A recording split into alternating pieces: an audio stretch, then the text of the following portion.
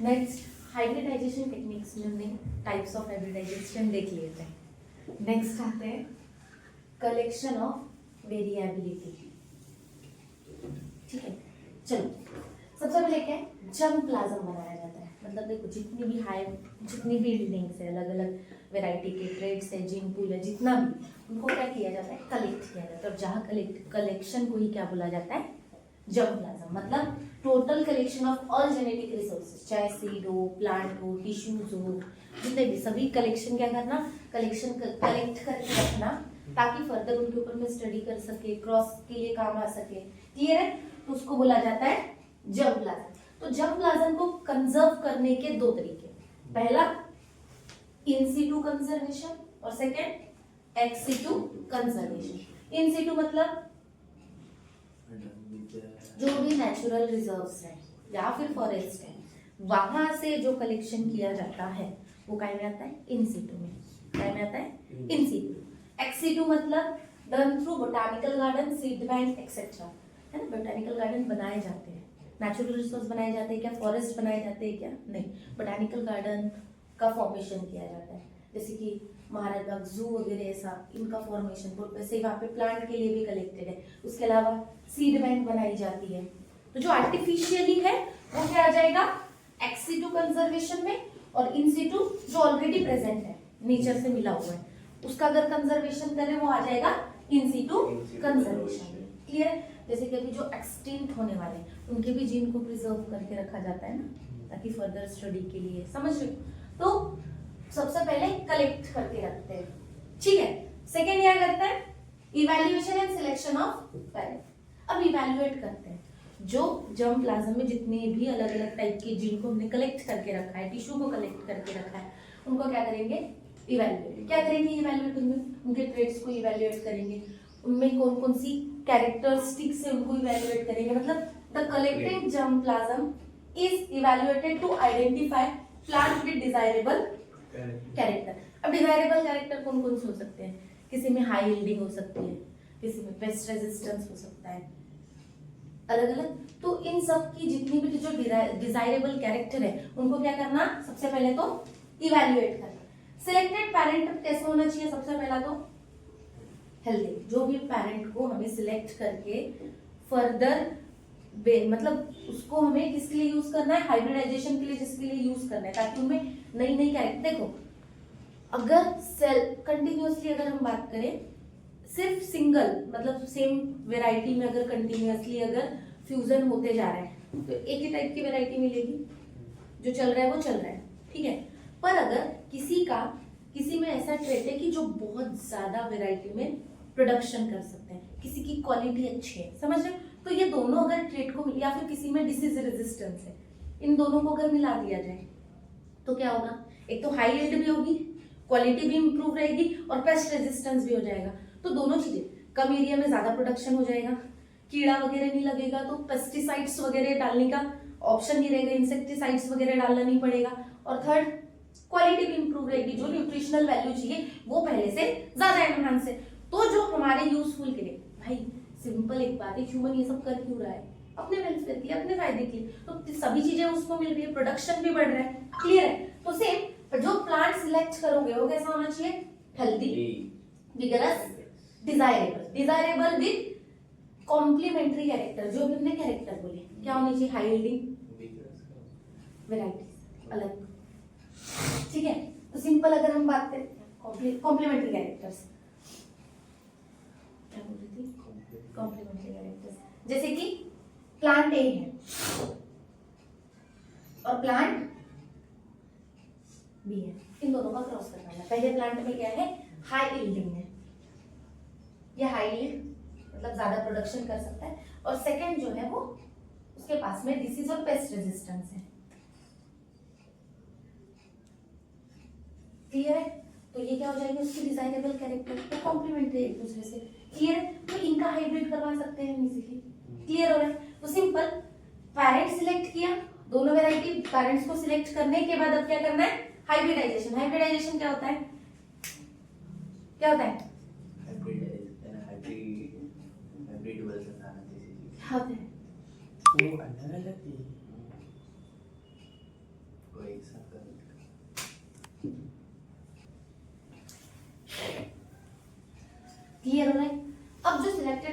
उनका हाइब्रिडाइजेशन मतलब क्रॉसिंग करवाएंगे। देख ये अलग है, क्रॉसिंग क्या होता है, या तो अलग अलग प्लांट से उन दोनों को पोलन को ट्रांसफर करवाना अदर किसी फीमेल पेरेंट में और उसको डेवलप करवाना। तो पोलन अगर दूसरे प्लांट का है और फ्लावर दूसरे प्लांट का है, तो फीमेल के कैरेक्टर्स, जो फीमेल फ्लावर है उसके अंदर में उस प्लांट के कैरेक्टर रहेंगे। समझो हाई यील्डिंग अगर ये फीमेल पेरेंट है, फीमेल फ्लावर है, तो पोलन हमने कहाँ से लेंगे, पेस्ट रेजिस्टेंस वाली क्वालिटी सेकंड प्लांट के पोलन ग्रेन से, दोनों को करेंगे तो हाइब्रिड ही बनेगा। तो simple crossing of two genetically different plant to produce hybrid offspring. तो इससे क्या होगा, मतलब क्रॉसिंग होने के बाद जो सीड्स मिलेगी वो क्या रहेगी, हाइब्रिड वैरायटी, जिसमें दोनों कैरेक्टर रहेंगे। Two desirable trait of the both the parent, जिसमें अभी जो सीड मिला है वो कैसा है, दोनों पेरेंट की उसमें कैरेक्टर है। तो क्रॉसिंग क्यों करवाई जाती है, ताकि हमें डिफरेंट वेरिएशंस मिले और वो वेरिएशंस हमारे लिए यूजफुल हो। क्लियर है। नेक्स्ट क्या आता है, टेक्निक्स। मेन आती है टेक्निक हाइब्रिडाइजेशन के लिए, ठीक है। आपके बुक में पूरा फ्लो चार्ट है, ठीक है। तो फ्लो चार्ट में सबसे पहला क्या है, collection of variability, then evaluation and selection of parent, next hybridization, third technique. तो हाइब्रिडाइजेशन के लिए फर्दर 5 स्टेप्स है। पहला इमैस्कुलेशन। क्या होता है इमैस्कुलेशन, कभी सुना है? अब भी सुना है?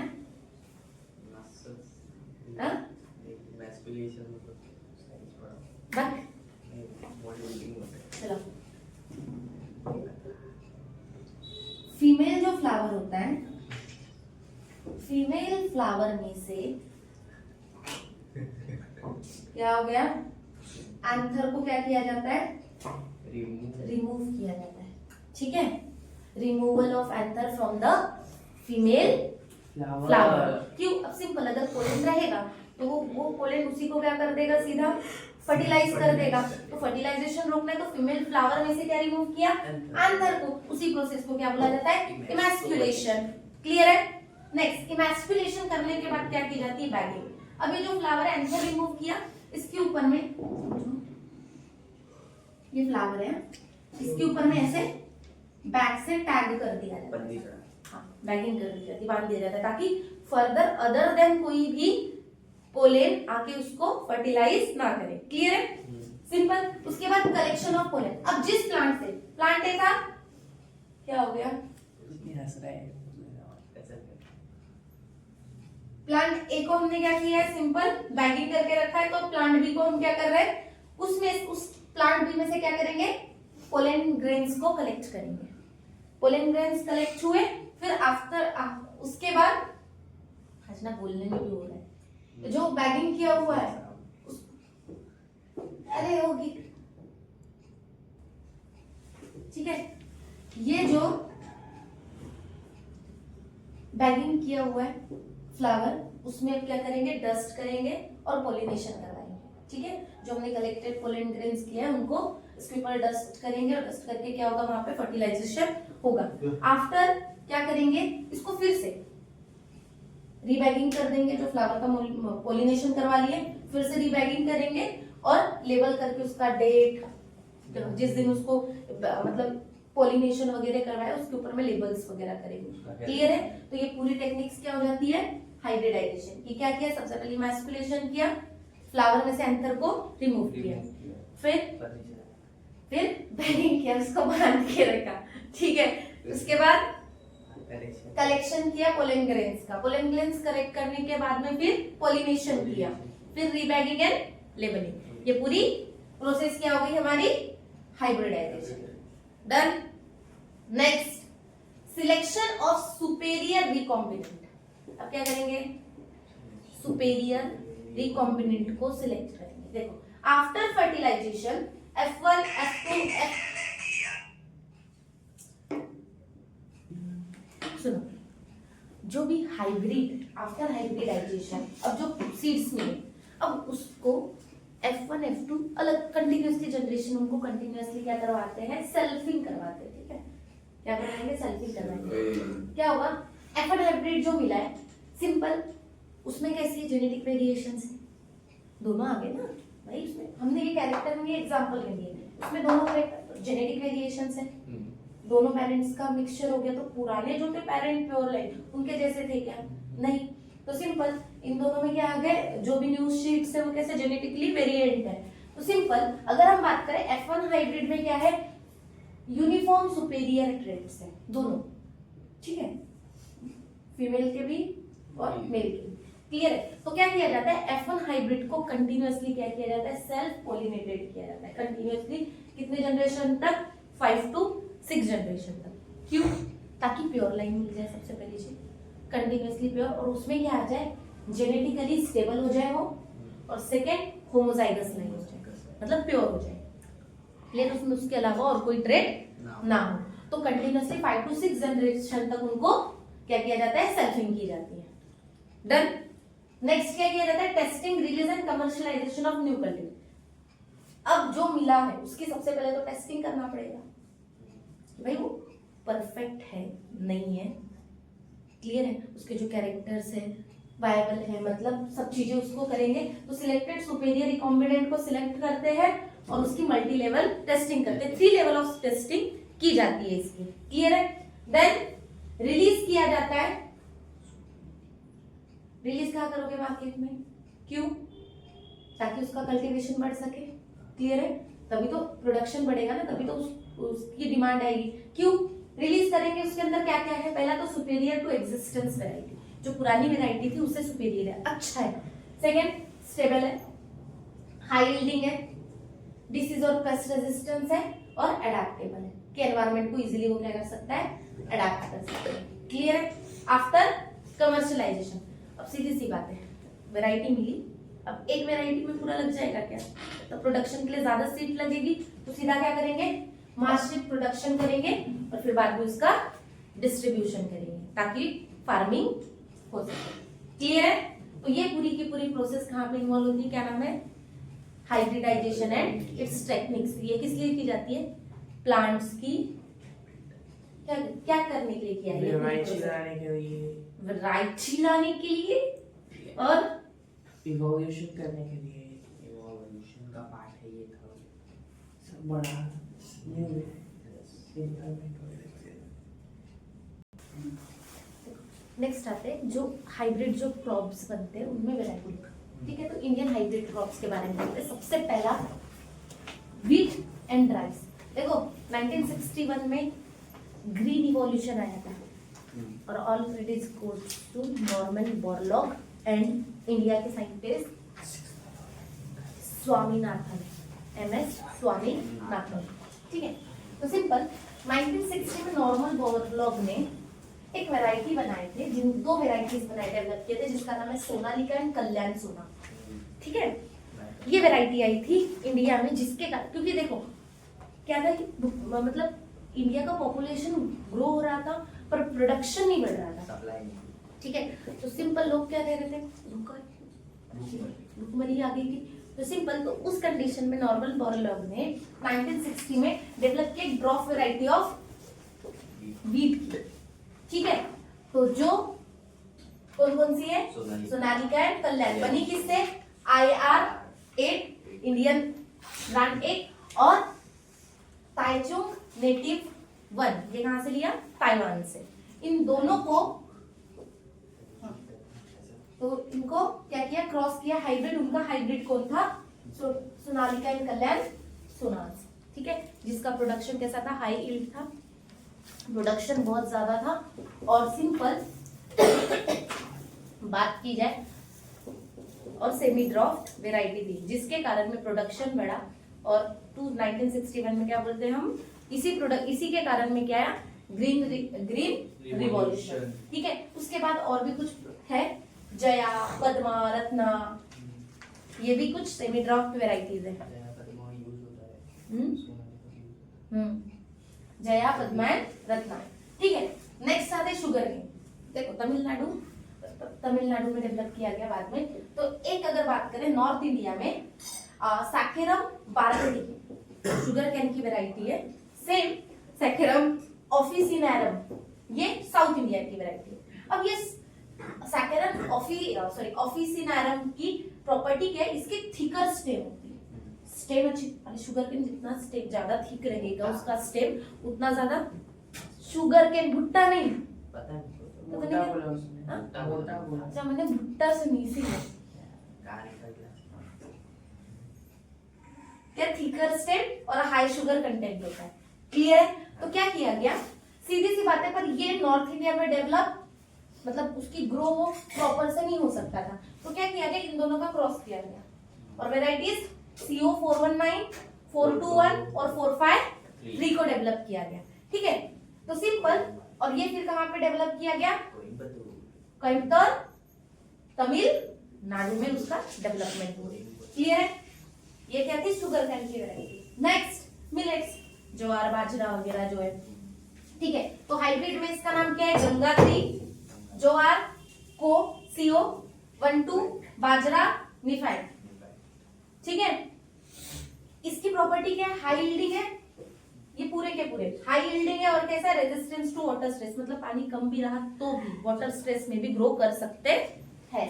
फिर उसके बाद plant breeding for the disease resistance, plant की ब्रीडिंग करवाई गई डिसीज को रेजिस्ट करने के लिए, क्योंकि बहुत सारे प्लांट्स पे डिसीज डेवलप हो जाती है ड्यू टू बैक्टीरिया, फंगी या फिर वायरस। तो फंगी जो ज्यादातर जो डिसीज कॉज करती है प्लांट्स में, कौन से, brown rust of wheat, wheat के ऊपर में उसकी स्टेम्स वगैरह पे वो क्या आ जाते हैं, पैचेस आते हैं। ठीक है, ब्राउन रस्ट का फॉर्मेशन होता है। Red rot of sugar cane, red colour के पैचेस आते हैं किसपे, शुगर केन पे। Late blight of potato, dot dot dot dot आते हैं इसकी स्टेम्स पे और फ्रूट पे। ठीक है, लीव्स पे। ठीक है, bacteria, black rot of crucifers, crucifers क्या है, कॉलीफ्लावर वाली जितनी भी कॉलीफ्लावर, हाँ वो पूरी की पूरी क्लास। ठीक है, virus, tobacco mosaic virus, tobacco में डिसीज कॉज करता है टोबैको मोजाइक वायरस। ठीक है, तो इसके रेजिस्टेंस के लिए जो डेवलप की गई वेराइटीज, क्या हो गया, डेवलप की गई वेराइटी वीट की Himgiri, live and strip rust and Hilbert, मतलब इसको रोकती है। ये नहीं होता, पहले होता था वीट में जैसे कि लीफ स्ट्रिप रस्ट हो जाता था या फिर ब्लंट हो जाती थी उसका। ब्रासिका, ब्रासिका किसको बोला जाता है, Brassicaceae is a family of crucifers, मतलब कॉलीफ्लावर, कैबेज, पत्ता को भी बोलता है कॉलीफ्लावर। नहीं, ऐसे मुंह से निकल जाता कॉलीफ्लावर। ठीक है, ए सॉरी, कॉलीफ्लावर से इसका नाम क्या है, जो तूने अभी बोला था, कैबेज, कैबेज की। सही बोला था, पर जल्दी बोल गया था। ठीक है ठीक है ठीक है, ओके ओके, वेरी गुड। क्या है, लूसा स्वार्निंग, इसकी कैटेगरी है, क्या करता है, वाइट रस्ट नहीं होने देता। नेक्स्ट, कॉलीफ्लावर में पूसा शुभ्र क्या करता है, black rot and rust blight black rots नहीं होने देता। चिली में पूसा सदाबहार, सदाबहार सी मतलब CMV TMV, हाँ क्या होगा C, chilli mosaic virus, tobacco mosaic virus and curl जो लीफ होती है उसको नहीं होने देता है। क्लियर है, पक्का? तो ये कौन सी वेराइटीज है, plant breeding for disease resistance, ताकि डिसीज उनमें ना हो। अगर डिसीज नहीं होगी तो सिंपल पैसा बचेगा ना, वो इंसेक्टिसाइड्स फलाना ये सब डालने का, पेस्टिसाइड्स वगैरह डालने का। Clear, done.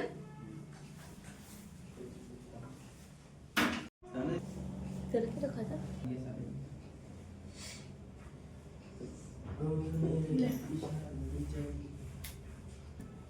Next, mutation breeding. देखो एक जगह था प्लांट ब्रीडिंग, अब देखते हैं म्यूटेशन ब्रीडिंग। ठीक है, म्यूटेशन ब्रीडिंग, म्यूटेशन हमें पता है sudden and permanent change occur in genes और डीएनए में जो सडन चेंजेस आते हैं और वो कैसे होते हैं, परमानेंट होते हैं, सडन होते हैं, हेरिटेबल होते हैं, one generation to another generation transfer होते हैं, उसी को म्यूटेशन बोलते हैं, sudden and permanent change in DNA. ठीक है, तो म्यूटेशन ब्रीडिंग क्या है, process of creating a new useful variety of plant by including the mutation, by inducing the mutation. ठीक है, सिंपल क्या करेंगे, म्यूटेशन इंड्यूस करेंगे किसमें, प्लांट्स की जीन्स में, ताकि क्या आ सके, चेंजेस आ सके। और चेंजेस क्या होगी, प्लांट वेराइटी इंक्रीज होगी, पेस्ट कंट्रोल मतलब पेस्ट रेजिस्टेंस वेराइटी डेवलप होगी, ठीक है।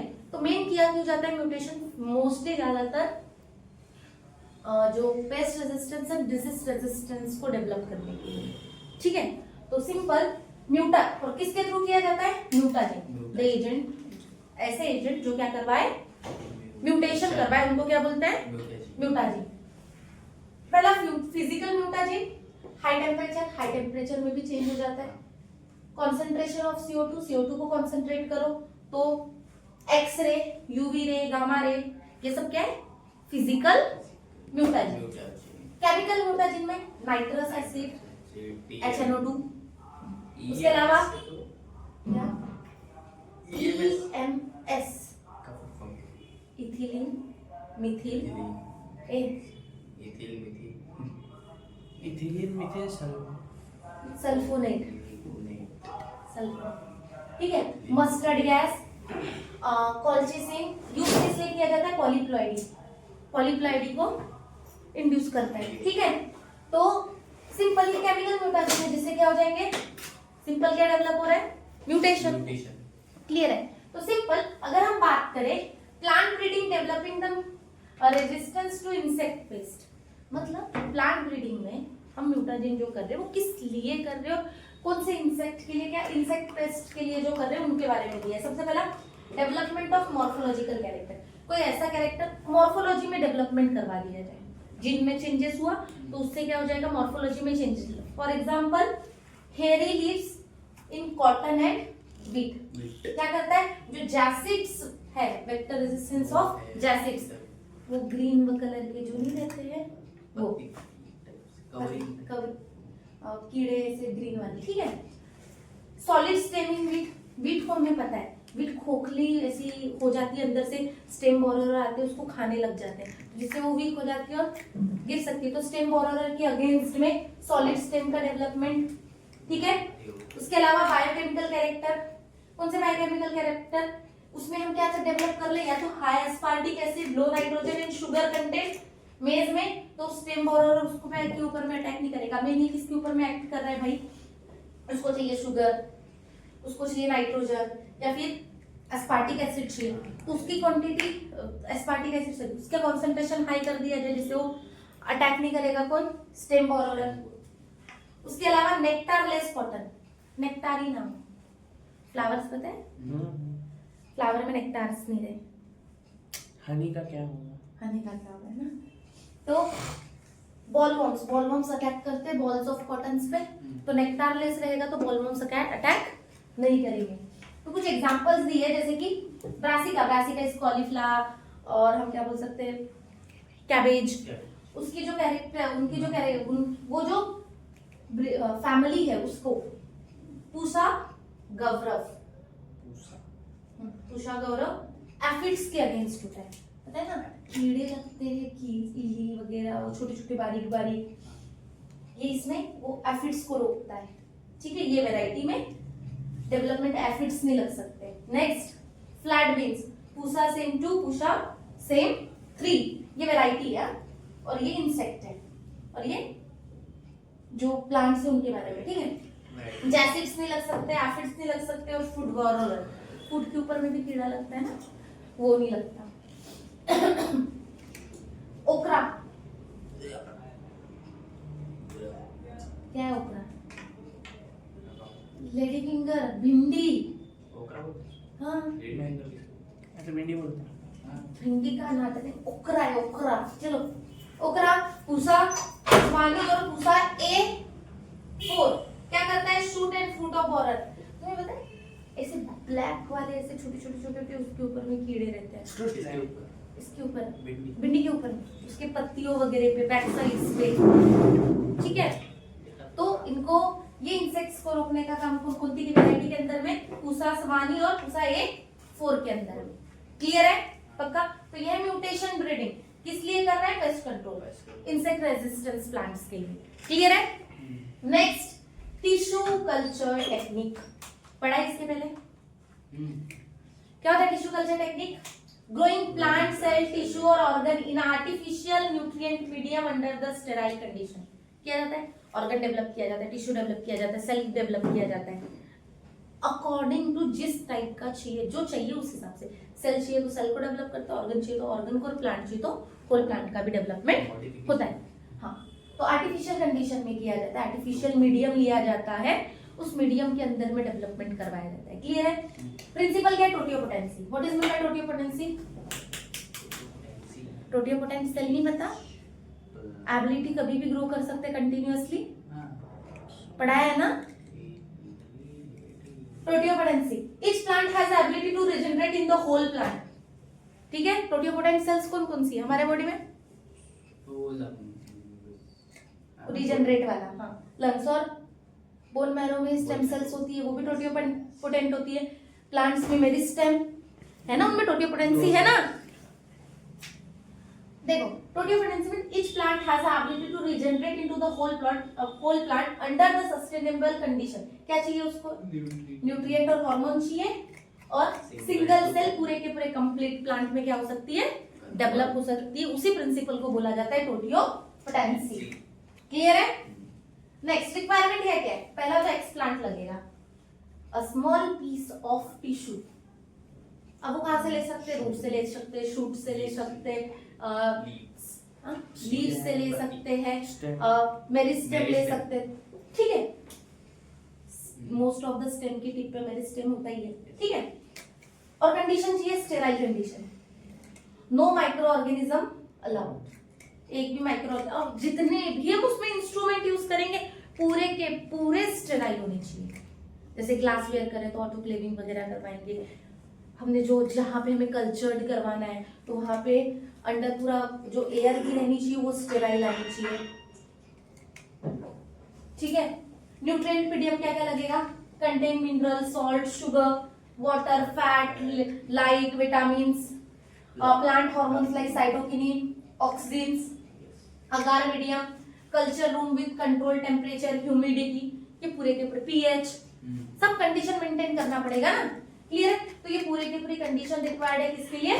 टिश्यू कल्चर के लिए। अब टू टाइप्स पे बेस्ड है टिश्यू कल्चर। पहला, based on the nature of explant, जिस टाइप का एक्सप्लांट लोगे।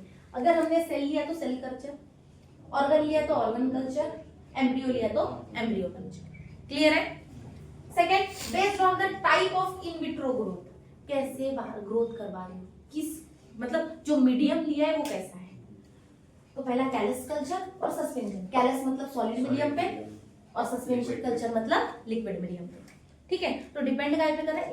इन विट्रो फर्टिलाइजेशन बाहर करवा रहे हो ना, जैसे कि हम ह्यूमन में भी क्या करते हैं? Embryo sorry in vitro fertilisation करवाया जाता है, टेस्ट ट्यूब बेबीज। ठीक है, तो वैसे ही सेम बाहर करवा रहे हैं ना, तो वो क्या होता है? In vitro. तो इन विट्रो ग्रोथ के लिए जैसा मीडियम उस टाइप की tissue culture technique. Solid medium चाहिए तो कैलस, लिक्विड चाहिए तो सस्पेंशन। क्लियर है? यस। देखो, टिश्यू कल्चर टेक्निक में कैसे था? हमने कंडीशंस और रिक्वायरमेंट्स देखी है, और बेस्ड ऑन पे देखी। न्यूट्रिएंट मीडियम पे बेस्ड था तो क्या था? दो टाइप के थे, कौन कौन सा? Callus culture and suspension culture. और on the basis of cells जो हम एक्सप्लांट चूज कर रहे हैं तो सेल था, सेल कल्चर और ऑर्गन और एम्ब्रियो। ठीक है, तो अब मेंटेन, अब सबसे पहली चीज देखो, माइक्रो ऑर्गेनिज्म की ग्रोथ नहीं करवा सकते।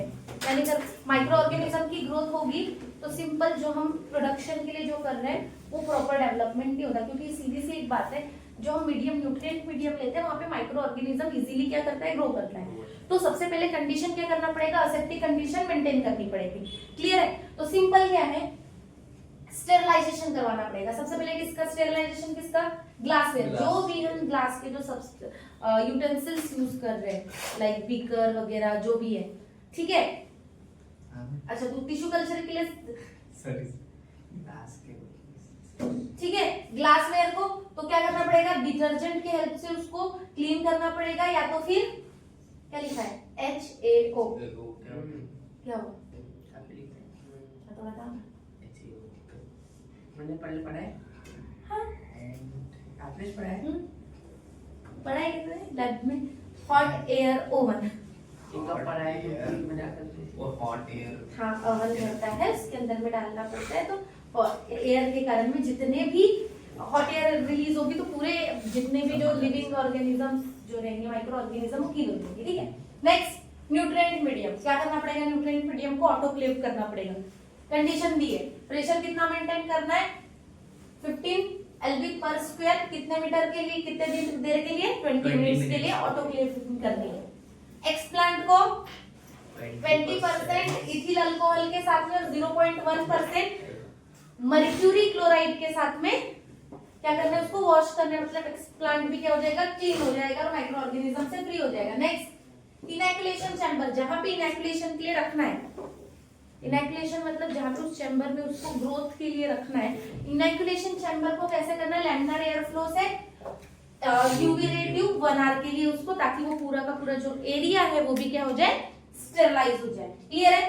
अदर कंडीशंस क्या मेंटेन करनी है? Temperature 18 degree Celsius to 20 degree Celsius. Second pH 5 to 5.8 का मेंटेन करना है। क्लियर है? अब नेक्स्ट आते हैं steps of tissue culture. Selection of explant, सबसे पहले तुम्हें लेना पड़ेगा, एक्सप्लांट लेना पड़ेगा। एक्सप्लांट लोगे किससे? प्लांट के कोई भी, लीफ लोगे, रूट लोगे, कुछ भी, कहीं से भी हमें explant one of the piece of choose करना है प्लांट का। क्लियर है? सरफेस स्टेरिलाइजेशन, एक्सप्लांट को डिसइंफेक्ट करेंगे, जो एरिया है, जो सब्सटेंस है, जो ऊपर हमने लिखा है, पूरा स्टेरिलाइजेशन मेंटेन करेंगे। नेक्स्ट इनैकुलेशन, जो इनैकुलेशन एरिया है, इनैकुलेशन एरिया में क्या करना है? लैमिनार एयर फ्लो, ताकि वो स्टेरिलाइज हो जाए। उसके बाद place in a nutrient medium, laminar air flow. ठीक है, न्यूट्रिएंट मीडियम को इनैकुलेशन जो है, इनैकुलेटेड जो डिश है, जो भी है, उसको क्या रखना है? इनैकुलेशन के लिए रखना है, पर वो एरिया कैसा होना चाहिए? लैमिनार एयर फ्लो से पूरा का पूरा स्टेरिलाइज्ड होना चाहिए और वहां पे एयर का ट्रांसपोर्ट होते रहना चाहिए। ठीक है, इनैकुलेशन के बाद क्या होगा?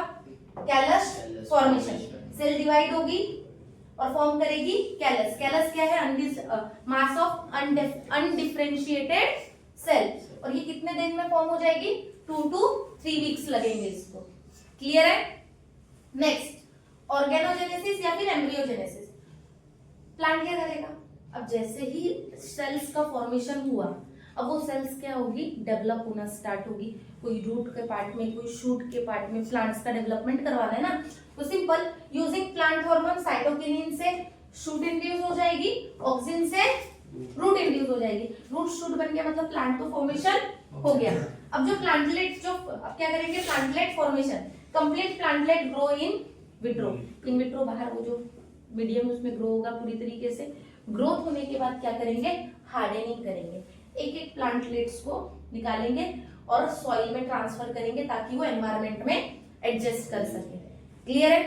हार्डनिंग मतलब प्लांट्स को निकाल, जो प्लांट्स है उनको सॉइल में ट्रांसफर करना। ठीक है, ट्रांसफर टू फ्लिट। अब सीधी सी बात है, पूरे के पूरे क्या हो गए? देखे होंगे ना कहीं पे एनएमसी वगैरह वाले पूरे वो ब्लैक कलर के पेपर में बहुत सारे प्लांट्स लेके आते हैं प्लांटिंग के लिए, और फिर उसके बाद फील्ड में प्लांट कर देंगे। क्लियर है? क्या किया? सबसे पहले सिलेक्ट किया एक्सप्लांट, उसके बाद स्टेरिलाइजेशन मेंटेन किया, इनैकुलेशन किया। इनैकुलेशन के बाद क्या हुआ? कैलस का फॉर्मेशन हुआ। कैलस फॉर्मेशन हुआ, फिर उसके बाद क्या किया? Organogenesis, embryogenesis. प्लांट्स का फॉर्मेशन हुआ। ऑर्गेनोजेनेसिस, नियोजेनेसिस में क्या हुआ? शूट रूट्स का डेवलपमेंट स्टार्ट हुआ। प्लांटलेट फॉर्मेशन हुए, छोटे छोटे प्लांटलेट उसमें फॉर्मेशन हुए। अब इस प्लांटलेट को क्या करेंगे? हार्डनिंग। हार्डनिंग मतलब सॉइल में ट्रांसफर करेंगे। सॉइल में ट्रांसफर करने के बाद क्या हो जाएगा? ये अभी फील्ड में प्लांट के लिए पूरी तरीके से डेवलप हो चुके हैं, इसको ट्रांसपोर्ट कर सकते हैं इजीली। क्लियर है? अब मेन आता है इसका एक पार्ट, माइक्रो प्रोपेगेशन, जिसको क्लोनल प्रोपेगेशन भी बोला जाता है। क्या बोला जाता है? Clonal propagation. क्लोनल मतलब क्लोनिंग फॉर्म करना, जेनेटिकली कैसा से। ठीक है, चलो देखो, rapid multiplication of plant using the tissue culture technique. किसके थ्रू? जो भी प्लांट है उनका रैपिड मल्टीप्लिकेशन, एक उससे मल्टीपल प्लांट्स बनाना। ठीक है, क्यों? क्योंकि भाई फील्ड में 1-2 प्लांट की रिक्वायरमेंट होती है क्या? नहीं, मल्टीपल प्लांट्स चाहिए। ठीक है, तो रैपिड मल्टीप्लिकेशन किया जाता है प्लांट का, किसके? टिश्यू कल्चर टेक्निक के हेल्प से। किस लिए? Produce a large number of genetically identical plant in short time, कम समय में ज्यादा से ज्यादा प्लांट्स का डेवलपमेंट, और वो भी प्लांट कैसे होनी चाहिए, जेनेटिकली आइडेंटिकल, कोई भी चेंज नहीं होनी चाहिए। माइक्रो प्रोपेगेशन क्या करता है, क्लोन फॉर्म करता है, सिंपल। दोनों के दोनों जो फॉर्म होंगे, समझो एक से अगर मल्टीपल थाउजेंड्स ऑफ, एक होता है शॉर्ट टाइम में थाउजेंड्स ऑफ प्लांट का जनरेशन कर सकते हैं, किससे, माइक्रो प्रोपेगेशन से। क्लियर है? एडवांटेजेस क्या है उसके, सॉरी, कौन कौन से प्लांट को ज्यादातर यूज किया जाता है, मेनली जो किया जाता है वो किया जाता है ऑर्नामेंटल प्लांट, जो डेकोरेटिव पर्पस के लिए यूज किए जाते हैं। ऑर्चिड्स है, सॉरी क्रिसैंथेमम है, जो छोटे छोटे फ्लावर्स ऐसे रहते हैं अलग अलग कलर्स के, तो छोटे छोटे देखे हो ना, वो नर्सरीज में रहते प्लांट्स, वो जो डेकोरेटिव पर्पस घर पे लगाते हैं, ज्यादातर फ्लावरिंग प्रोडक्शन नहीं, और वो ऑर्चिड्स ये सब बड़े बड़े नहीं, क्या ऐसे इतने बड़े बड़े फ्लावर्स आते हैं, कलरफुल बहुत सारे, देख लेना तुम लोग, जाने दो सर्च करके। यूकैलिप्टस, क्या होता है eucalyptus,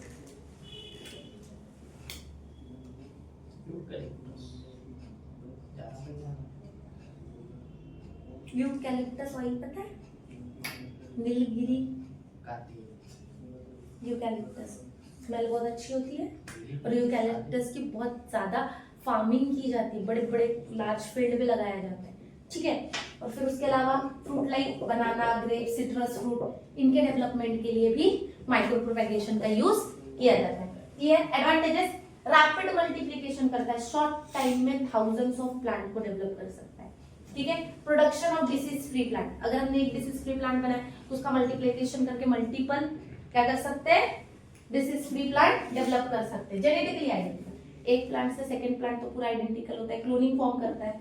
next, required less space, छोटे से एक लैबोरेटरी में हम मल्टीपल प्लांट्स का डेवलपमेंट करवा सकते हैं, छोटी से एक लैब में मल्टीपल, ठीक है।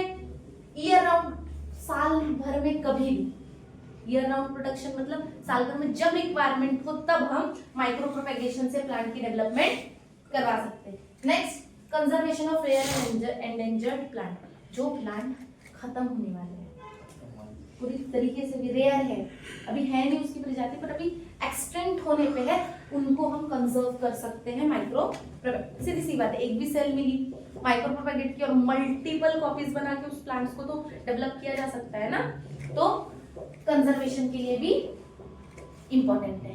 क्लियर है पूरा? नेक्स्ट आता है single cell protein. Single cell मतलब किसी भी यूनिसेलुलर लिविंग ऑर्गेनिज्म से बना हुआ, सिंपल समझ में आया। सिंगल सेल लिविंग ऑर्गेन मतलब यूनिसेलुलर लिविंग ऑर्गेनिज्म से जो प्रोटीन की रिक्वायरमेंट है, जो भी न्यूट्रिएंट रिक्वायरमेंट, न्यूट्रिएंट लिया जाता है, उसको बोला जाता है सिंगल सेल प्रोटीन। सुनो, सिंपल सी प्रोटीन की बात नहीं होती है इसमें, प्रोटीन के अलावा भी अदर न्यूट्रिएंट मीडियम की भी बात करते हैं, ठीक है। तो सिंपल पर किसके थ्रू ऑब्टेन करता है, माइक्रो ऑर्गेनिज्म के। अब देखो, अगर हम बात करें, अगर हम डेयरी फार्मिंग की बात करें या मीट प्रोडक्शन की बात करें या अदर देन सभी, तो जितना रिक्वायरमेंट चाहिए प्रोटीन की, उतनी रिक्वायरमेंट लोगों की नीड कंप्लीट नहीं हो पाती है, कोई ना कोई माल न्यूट्रिएंट रहता है, जिनको डिफिशिएंट रहता है कोई भी न्यूट्रिशन का, ठीक है। तो उसको कंप्लीट करने के लिए, ठीक है, तो उसकी डिमांड को कंप्लीट करने के लिए यूज किया जाता है किसका, माइक्रो ऑर्गेनिज्म के हेल्प से प्रोटीन की रिक्वायरमेंट कंप्लीट करने के लिए, ठीक है। जैसे क्वाशियोकोर वगैरह जो डिसीज का कॉज हो जाते हैं बच्चों में, अगर प्रोटीन डिफिशियंसी वगैरह हो जाए तो उसके लिए, ठीक है। तो कौन कौन से माइक्रो ऑर्गेनिज्म मेनली यूज होते हैं, तो पहला है फंगी, एस्परेगुलस निगर और ट्राइकोडर्मा विरिडी, ठीक है। एस्परेगुलस निगर का तो हम यूज करते हैं, पता है ना, वो मशरूम, ठीक है। उसके अलावा देखो एस्परेगुलस निगर और जो मशरूम वगैरह जो हम यूज करते हैं, मशरूम अकेला ही है जो कैल्शियम पूरा, अगर देखो प्लांट सोर्स से कभी भी हमें क्या बोलते हैं, ये नहीं मिलता, कैल्शियम और विटामिन D3 का प्रोडक्शन नहीं मिलता, अकेला मशरूम है जिसमें प्रेजेंट होता है, ठीक है। ईस्ट सैक्रोमाइसिस सेरेविसी कौन है? ईस्ट पता है ना, यूज करते हैं। और कैंडिडा न्यूटिलिस इसका यूज किया जाता है, ये ईस्ट का यूज किया जाता है। ईस्ट भी क्या है? फंगी है, ठीक है। अल्गिनेस स्पिरुलिना और कोलेरा का यूज किया जाता है, ठीक है। उसके अलावा अगर हम बैक्टीरिया की बात करें तो मिथिलोफिलस मिथिलोट्रोफस का यूज किया जाता है। उसके अलावा बैसिलस मेगास्टेरियम का, ठीक है, बैसिलस मेगास्टेरियम। तो मतलब हम बैक्टीरिया भी यूज कर सकते हैं, फंगी भी यूज कर सकते हैं और अल्गी भी यूज कर सकते हैं। ये स्पिरुलिना मोस्टली आपको ओशन से निकाली जाती है, बनाई जाती है, टैबलेट्स आती है स्पिरुलिना की, रिच इन प्रोटीन, काई, शैवाल, ठीक है। एडवांटेजेस क्या है? सिंपल क्या है? हाई रेट ऑफ मल्टीप्लिकेशन, सीधी सी बात है, हमें पता है सिंगल यूनिसेलुलर लिविंग ऑर्गेनिज्म की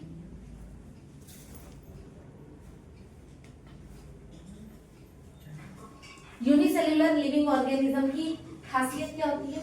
वो बहुत high rate of multiplication show कर सकते हैं, बहुत जल्दी मल्टीप्लाई कर सकते हैं।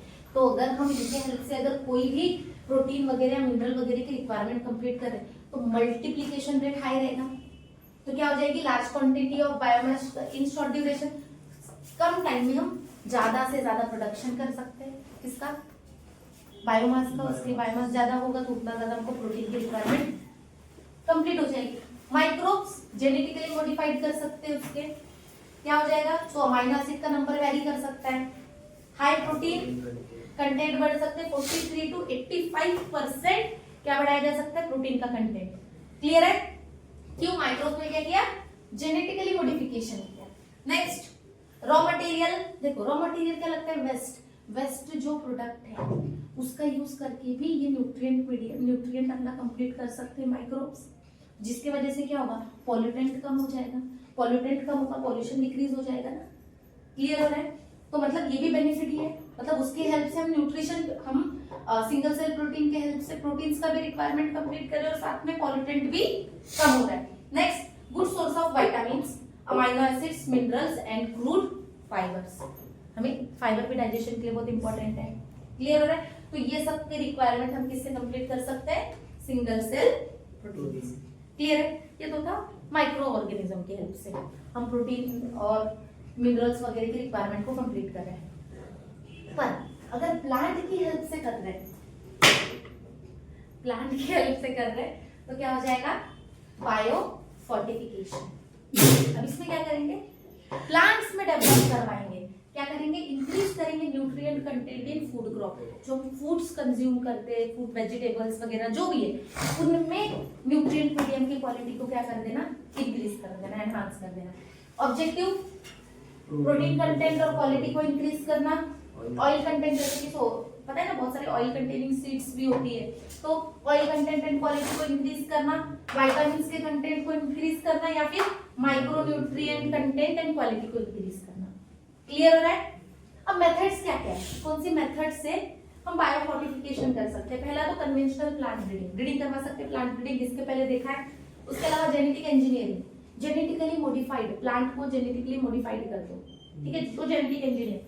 एग्रोमेटिक प्रैक्टिस, फर्टिलाइजर्स वगैरह में भी इंप्रूवमेंट करवाना, तो वो भी क्या है? जो एग्रोमेटिक प्रैक्टिसेस में आ जाएगा। क्लियर है? एग्जांपल्स कौन कौन से हैं? फोर्टिफाइड मीन्स क्या होता है? फॉलिक एसिड वाला, ठीक है, मेज में। तो इसमें ना 2 टाइम्स नॉर्मल मेज से 2 टाइम्स ज्यादा अमाइनो एसिड से लाइसिन से ट्रिप्टोफैन। क्लियर है? नेक्स्ट, विट एटलास 66, शायद सुना भी होगा विट एटलास। इसमें क्या है? हाई प्रोटीन कंटेंट है, ठीक है। नेक्स्ट, आयरन फोर्टिफाइज राइस, आयरन में क्या 5 टाइम्स आयरन होता है, इस जो सॉरी आयरन राइस में क्या होता है? 5 टाइम्स आयरन कंटेंट होता है। अगर किसी को एनीमिया, फॉलिक एसिड डिफिशियंसी वगैरह है तो आयरन रिक्वायर्ड होता है, तो वो डिफिशियंसी इसके थ्रू कंप्लीट की जा सकती है। नेक्स्ट, वेजिटेबल क्रॉप्स में कैरेट और स्पिनच है, जिसमें क्या होता है? विटामिन ए, कैरेट पता है ना बीटा कैरोटीन से ज्यादा होता है, तो विटामिन ए और मिनरल्स की क्वांटिटी ज्यादा बढ़ा दी जाती है किसमें? स्पिनच एंड कैरेट में। Beetle garden, tomato vitamin C से रिच है। क्लियर है? तो ये एग्जांपल्स है काय के बायोफोर्टिफिकेशन के। डन। नेक्स्ट टॉपिक पे आते हैं एनिमल हस्बेंड्री। सिंपल एक बात बताओ, एनिमल हस्बेंड्री मतलब जो एनिमल का प्रोडक्शन जो भी सुपीरियर है। सिंपल अगर हम बात करें, इंडिया की जितनी पॉपुलेशन है, इंडिया की जितनी पॉपुलेशन है उस हिसाब से उसकी फूड डिमांड को पहले जो शुरुआत में इंक्रीज नहीं हो पा रही, तो उतना प्रॉपर वे से फूड डिमांड कंप्लीट नहीं हो रही थी। तो सिंपल पहला ब्रेक रहा एग्रीकल्चर के हेल्प से, जो वेजिटेबल्स वगैरह जो चीज़ें हैं। और उसके अलावा मोस्ट ऑफ द लोग तो ये भी है ना, नॉन वेजिटेरियन भी है। Animal product like dairy farming, dairy के भी प्रोडक्ट्स हैं, पर डिमांड के हिसाब से उतनी उसका प्रोडक्शन था क्या? नहीं। तो उसके लिए क्या ऑप्शन था? एनिमल्स में यील्ड प्रॉपर्टी, उनका जो प्रोडक्शन रेट है वो बढ़ा दिया, जैसे मिल्क का प्रोडक्शन रेट बढ़ा दिया, मीट का प्रोडक्शन रेट बढ़ा दिया जाए। क्लियर है? तो इसके लिए एनिमल हस्बेंड्री का यूज किया जाने लगा, मतलब एनिमल फार्मिंग की जाने लगी। ठीक है? तो सिंपल एनिमल, अब सिंपल एक बात है, मोस्ट ऑफ द क्या होता है, अगर पोल्ट्री वगैरह देखो या फिर गोट फार्मिंग देखो या फिर डेयरी का जो भी काव वगैरह जिनकी भी फार्मिंग है, उनमें अगर हम देखें तो मोस्ट ऑफ द क्या होता है, एनिमल्स में डिसीज वगैरह हो जाते हैं, जिसके कारण पूरी पॉपुलेशन रिड्यूस हो जाती है। बर्ड फ्लू आ गया तो पूरा का पूरा पोल्ट्री फार्मिंग में पूरा का पूरा लॉस। तो इसके लिए क्या किए जाते थे? उनको वैक्सीनेशन, वेटरनरी हेल्प ली जाती है ना, वेटरनरी डॉक्टर्स भी होते हैं। उसके अलावा उनको प्रॉपर टाइम पे चेकअप्स वगैरह हेल्थ उनकी मेंटेन करने, जैसे हमारे लिए हम जैसे अपने आप को हर चीज़ों से बचाने के लिए, हर अपने आप को प्रोटेक्ट करते हैं, वैसे एनिमल के लिए। और उसके अलावा उसको इंक्रीज क्या करवाई गई? उनकी यील्ड। मेन चीज क्या है? हमें अपने यूज के लिए यूज करना है। एनिमल हस्बेंड्री क्या? एनिमल का फार्मिंग करते, केयर करते, किसके लिए? किसके यूजफुल के लिए? ह्यूमंस अपने यूजफुल के लिए करते हैं। क्या कर रहा है? केयर कर रहा है, प्रिवेंट कर रहा है, उनकी फार्मिंग्स को इंक्रीज कर रहा है ताकि, और उनके प्रोडक्शन को बढ़ा रहा है ताकि किसको हेल्पफुल रहे? ह्यूमंस को। तो उसी को क्या बोला जाता है? Animal husbandry. नेक्स्ट क्या है? Management of farm and farm animal. कैसे करोगे मैनेज? क्या करते होंगे? कैसे मेंटेन करते? केयर करते होंगे, हाँ, उनका फूड के तरफ में प्रॉपर, उनका जो डाइट है उनके तरफ में ध्यान। उसके अलावा कंटिन्यूसली वेटरनरी जो चेकअप्स की बात की है, वो वैक्सीनेशन प्रॉपर किए जाए। क्लियर हो रहा है? तो ये सब क्या आ जाएगा उसमें? फार्म एनिमल्स के मैनेजमेंट। ठीक है? अब सबसे इंपॉर्टेंट टॉपिक आता है एनिमल ब्रीडिंग का। कि एनिमल ब्रीडिंग, देखो एक चीज याद रखना कि ये जो एनिमल ब्रीडिंग वाला जो टॉपिक है ये इंपॉर्टेंट है। इसमें जो टाइप्स है ब्रीडिंग के वो बहुत इंपॉर्टेंट है। ठीक है? एनिमल ब्रीडिंग क्या होता है? To increase yield of animals. क्या? पॉपुलेशन बढ़ाना, उनको एम रखते हैं। एम थोड़ी बनना है, एम थोड़ी बनना है पॉपुलेशन बढ़ाने के लिए कि सिलेक्टेड एनिमल्स के सिलेक्ट साइंटिफिक मेथड है जिसमें जो सिलेक्टेड एनिमल है उनको क्या करवाते हैं? मेटिंग करवाते हैं। क्यों? ताकि उनके अंदर के जो डिजायरेबल ट्रेट है वो इंक्रीज किए जाए। ठीक है? सिंपल, एक सिंपल बात है कि जो जर्सी पता है ना, जर्सी गाय, हाँ, उसमें एक बहुत प्रॉपर्टी अच्छी है कि वो मिल्क प्रोडक्शन बहुत ज्यादा करती है। एज पर हमारे जो इंडियन ब्रीड है उसके कंपैरिजन में जर्सी का क्या है? ज्यादा प्रोडक्शन, तो हमें मिल्क ज्यादा मिलेगा। तो सिंपल इंडियन ब्रीड के साथ जर्सी का क्या करवाता है? करवाया जाएगा मीटिंग, जिसके कारण जो ऑफस्प्रिंग मिलेगा उसके अंदर रेजिस्टेंस भी रहेगा अदर देन, और उसके अलावा मिल्क की प्रोडक्शन भी क्या हो जाएगी? इंक्रीज हो जाएगी। तो सिंपल हमने क्या किया? सिलेक्टेड एनिमल में एक डिजायरेबल ट्रेट डाला, कौन सा? कि मिल्क प्रोडक्शन ज्यादा कर सके। क्लियर हो रहा है? तो साइंटिफिक मेथड है क्या, जिससे हम एनिमल्स की, सिलेक्टेड एनिमल्स की क्या करवाते हैं? मेटिंग करवाते हैं। क्लियर है? तो सिंपल एम क्या होगा एनिमल ब्रीडिंग का? To increase the yield of animal, to improve the desirable qualities of the product, to develop breeds with desirable character. और एक पॉइंट है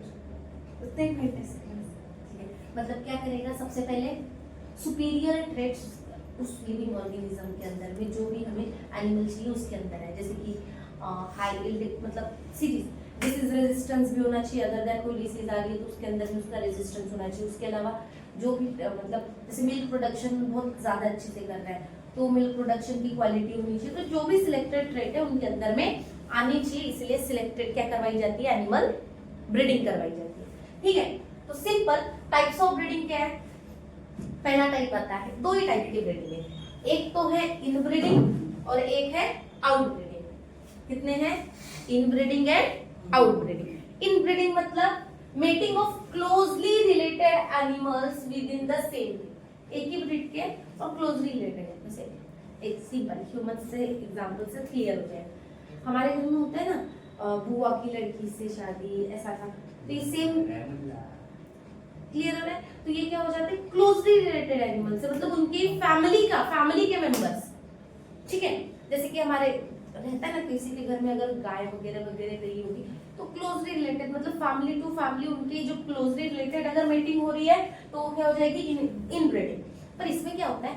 कंटिन्यूअसली अगर बात करें जो भी ऑफस्प्रिंग मिलते हैं वो अपने 4 to 6 जनरेशन के एंसेस्टर से एक मिलते जुलते रहते हैं, उनके कैरेक्टर्स बोलो या फिर उनके जो जीन है वो कंटिन्यूअसली क्या होते हैं? रिपीटेड रहते हैं, मतलब वो अपने 4 to 6 जनरेशन के ही एंसेस्टर से बिलोंग करते हैं। क्लियर है? बट इनमें एक सबसे बड़ा एडवांटेजेस की अगर हम बात करें तो क्या हो जाता है? Increase homozygosity, express superiority. क्या हो जाता है? सिंपल उनमें कैसा होता है? होमोजाइगोसिटी होती है, मतलब होमोजाइगस होते हैं, पेरेंट्स से एक ही जैसे चलते रहते हैं ना, अगर एक ही जो ट्रेट आ रहा है वही कंटिन्यूअसली रिपीट होते रहेगा, और सुपीरियर ट्रेट एक्सप्रेस होते रहेंगे। जो पुराने पेरेंट में थे वही कंटिन्यूअसली जो 4 to 6 जनरेशन तक कंटिन्यूअसली जो ऑफस्प्रिंग आते रहेगा वही ट्रेट कंटिन्यूअसली रिपीट होते रहेगा। पर डिसएडवांटेजेस कॉज इनब्रीडिंग डिप्रेशन। क्या होता है इनब्रीडिंग डिप्रेशन? डिप्रेशन का मतलब क्या होगा? नहीं, वैसा नहीं। देखो इनब्रीडिंग डिप्रेशन में क्या हो जाता है कि जो भी ऑफस्प्रिंग होते हैं जो कंटिन्यूअसली उनमें लो फर्टिलिटी रेट हो जाता है, या फिर अगर हम बात करें तो रिड्यूस फर्टिलिटी हो जाती है, लो प्रोडक्टिविटी हो जाता है, एनिमल वीक होता है। देखना मोस्ट ऑफ द देखना क्लोजली रिलेटेड अगर फैमिलीज में अगर शादी होती है हमारी इसमें भी तो ज्यादातर जो जेनेटिक डिसीज होने के चांसेस बढ़ जाते हैं। ठीक है, वीक फर्टिलिटी रिड्यूस्ड हो जाती है। ठीक है, वीक एनिमल्स का फॉर्मेशन होता है, तो ये क्या हो जाते हैं? इसके डिसएडवांटेजेस हो जाते हैं। किसके? इनब्रीडिंग के। अब इनब्रीडिंग को रोकने के लिए उनका जो कॉजेस है इनब्रीडिंग डिप्रेशन को रोकने के लिए एक ऑप्शन है, क्या करवा दी जाए? आउटब्रीडिंग करवा दी जाए। क्या करवा दी जाए? आउटब्रीडिंग। ठीक है, तो सिंपल आउटब्रीडिंग मतलब mating of unrelated animal of the same species. वो दोनों रिलेट नहीं कर रहे, ये सेम फैमिली से नहीं है, अलग अलग फैमिली से, तो ये क्या हो जाएगी? आउटब्रीडिंग। जैसे कि एक नाम से होता है वो रामू काका के घर के गाय के वो पूरे उनकी फार्मिंग है, और एक शामू काका की है। समझ गए? रामू काका की नहीं, काऊ की बात करी, उन दोनों का ये कैसे दोनों की ये एक फैमिली का हो गए पूरे, उन्होंने लाए थे 2 गाय, फिर उनके घर में 4 हुए, ऐसे ऐसे ऐसे करके बहुत ऐसे, और इनके घर में भी सेम हुई, तो ये दोनों कैसे हो गए? अलग अलग हो गए ना, फैमिली अलग हो गई, शामू काका के घर की है, रामू काका के घर की है। तो अब इनकी अगर ब्रीडिंग करवा रहे तो दोनों अलग अलग है, स्पीसीज तो सेम है पर अलग अलग है। इससे क्लियर है? तो उसको क्या बोलेंगे? आउटब्रीडिंग। Types of outbreeding. देखो आउटब्रीडिंग से क्या होगा? सिंपल यील्ड एनहांस होगी, जो प्रोडक्शन है weak and fertility rate increase होगा, कोई एक सुपीरियर ट्रेट किसके अंदर में आएगा? जो ऑफस्प्रिंग है। क्लियर है? तो ये बढ़ाने के लिए क्या किया जाता है? Outbreeding. Example types of outbreeding, पहला है outcrossing between animal of same breed. एक ही एनिमल के सेम ब्रीड के साथ करवा रहे but no common ancestor for 4 to 6 generation. जैसे कि अभी हमने बोला शामू काका, रामू काका, 4 जनरेशन तक कोई भी पेरेंट उनके एंसेस्टर कॉमन नहीं है, तो ऐसे अगर करवा रहे तो वो क्या हो जाएगा? Out crossing. क्लियर है?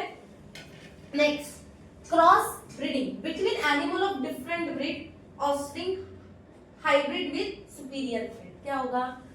जो हाइब्रिड फॉर्म होगा, अब ये डिफरेंट ब्रीड है, दोनों अलग अलग ब्रीड है। जैसे कि यहाँ पे देखो मिल्च काउ और हाई यील्ड बुल, दोनों ही अलग अलग ब्रीड है, इनका अगर मेटिंग करवा रहे हैं, जो मिलेगा, जो हाइब्रिड, जो ऑफस्प्रिंग रहेगा, उसके अंदर जो ट्रेट आएंगे वो कैसे रहेंगे, सुपीरियर क्वालिटी के रहेंगे। तो ये क्या हो जाएगा, क्रॉस ब्रीडिंग। क्लियर है। Next, interspecific hybridisation between two different species. Horse अलग है, डोंकी अलग है, पर होता है ना म्यूल सेम, और हिन्नी भी होती है, हिन्नी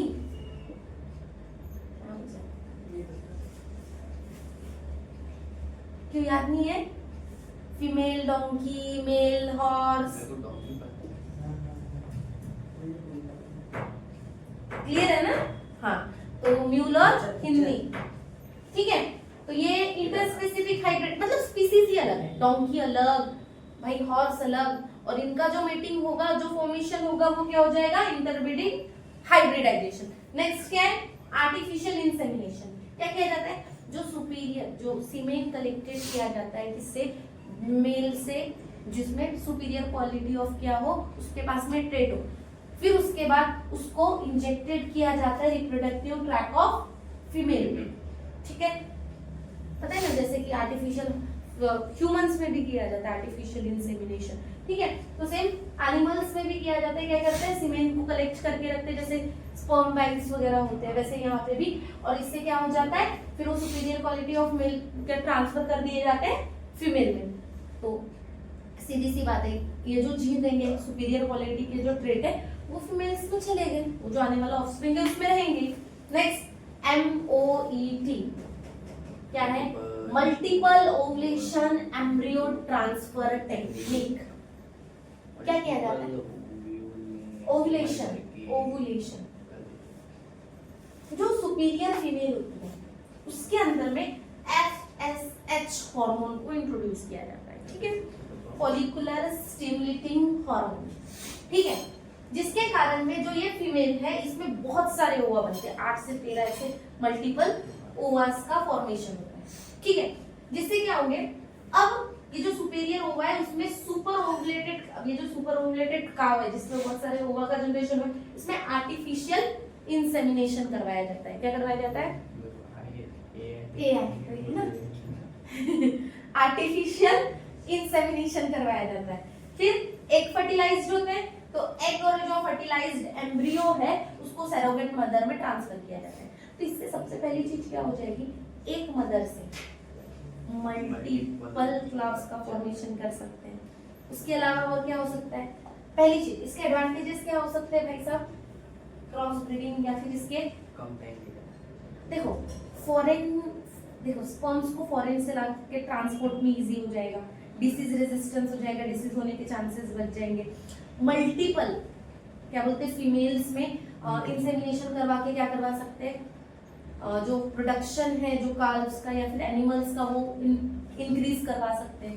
तो ये बहुत ज्यादा बेनिफिशियल है। प्रोडक्शन इंक्रीज होता है, प्रोडक्शन, अरे ट्रांसपोर्टेशन, अब सीधी सी बात है, डायरेक्टली हम एनिमल को लाने में बहुत दिक्कत जाएगी, बट स्पर्म को कलेक्टेड स्पर्म को कलेक्ट करके ला रहे तो वो इजी वे होगा, क्लियर है। और उसके साथ क्या हो सकता है, सिंपल मल्टीपल जो फीमेल्स हैं, देखो ये अगर एमओडी की बात करें तो सिंपल उसमें क्या, एक सुपीरियर फीमेल के पास में मल्टीपल हुआ है तो 8 से 13 हुआ है एक साथ में, तो उतने सारे बेबीज भी तो हो जाएंगे ना, क्लियर हो रहा है। तो ये टेक्निक यूजफुल हो जाती है, किस लिए, increase production, to increase superior trait, और to increase population within